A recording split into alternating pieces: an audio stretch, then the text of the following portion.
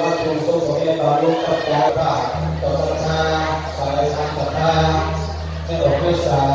เสด็จมาต่อเจ้าต้องบุญต่อกุศลผู้ใดผู้ว่าคนไม่ยอม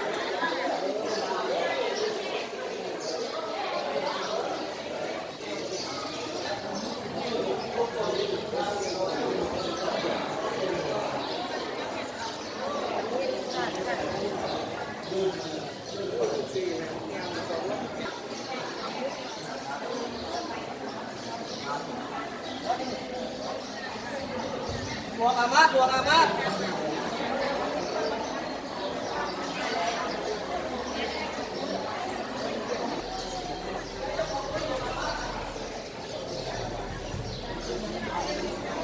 พระบิดาขอพระองค์ทางมีเมตสุขสบายข้าพันธ์นำเยอะสุขทุกทางเลยเถิด